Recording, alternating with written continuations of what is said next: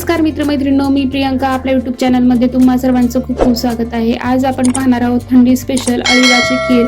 आणि या अळीवामध्ये भरपूर प्रमाणात iron, calcium, magnesium, protein, ABC की विटॅमिन, केराटीन अशा प्रकारे भरपूर प्रमाणात याच्यामध्ये आपल्याला फायदे आहेत। आणि आता आपण याची पाहूयात साहित्य आणि कृती। चला तर मग इथं मी अर्धा लिटर दूध घेतलेलं आहे आणि 2 टेबलस्पून अळीव घेतलेले आहेत। काजू, बदाम, पिस्त्याचे काप करून घेतले आहेत। पाव वाटी साखर, चारोळी, जायफळची पावडर आहे। आता सर्वात प्रथम इथे एक बाउल घेतला आहे आणि त्याच्यामध्ये हे अळीव टाकायचे आहेत आणि आपल्याला अर्धा कप पाण्यामध्ये हे अळीव भिजवायचे आहेत। किमान 2 तास तरी आपल्याला हे भिजत घालायचे आहेत।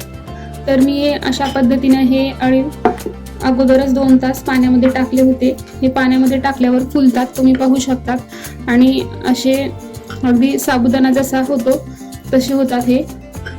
आणि दूध आपल्याला रूम टेम्परेचरच पाहिजे आहे, फ्रीज मधलं नकोय। आणि आता कढईमध्ये मी हे दूध घालून घेणार आहे। आता यामध्ये घालून घेऊया हे अळीव।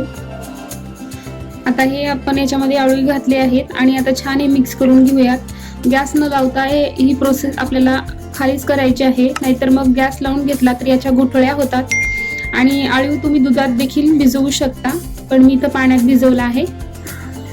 आणि आता याला उकळी येईपर्यंत सतत हलवत राहायचंय, जेणेकरून या अळीवाच्या अशा गुठळ्या होता कामा नये। आणि मुलांच्या वाढीसाठी अळीव अत्यंत उपयुक्त आणि फायदेशीर आहे, तर मुलांना नक्की ही खीर द्या। तुम्ही पाहू शकता छान अशी उकळी आलेली आहे। आता आपण याच्यात घालूया आपण हे ड्रायफ्रूटचे काप केले होते ते, जेणेकरून खिरीमध्येच ती शिजून निघते। आणि पाव वाटी साखर आणि मी 1 चमचा चारोळी घेतलेली आहे, ती देखील टाकते। आणि आता छान मिक्स करून घेऊया आणि 5 ते 7 मिनिट मीडियम टू लो गॅसवर याला आपण शिजून घेऊया। खीर आपली छान 8 ते 10 मिनिट शिजून झाली आहे।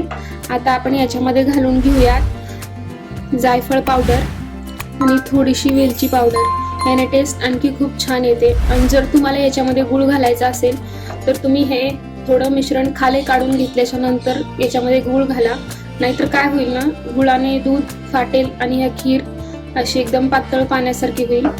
त्यासाठी विलायची पावडर आणि जायफळ पावडर छान मिक्स झाली आहे। आता आपण गॅस बंद करूया आणि हे सर्व करूया एका बाउलमध्ये। तुम्ही ही खीर अशी गरमही खाऊ शकता किंवा थंडही झाल्यावर खाऊ शकता। दोन्ही प्रकारे तुम्ही खाल्ली तर अतिशय चविष्टच लागते। अशा पद्धतीने आपली ही अळीवाची खीर बनवून तयार आहे। तुम्ही पाहू शकता किती छान आणि सुंदर याला टेक्स्चर आलेलं आहे। चवीला एकदम असं चविष्ट आणि अप्रतिम लागते, तर तुम्ही नक्की बनवून बघा। आणि जर तुम्ही आजपर्यंत आपल्या यूट्यूब चॅनलला लाईक, शेअर, सबस्क्राईब केलं नसेल तर जरूर करा आणि मला कमेंट बॉक्समध्ये सांगा की तुमची ही खीर कशी झाली ते। थँक्यू।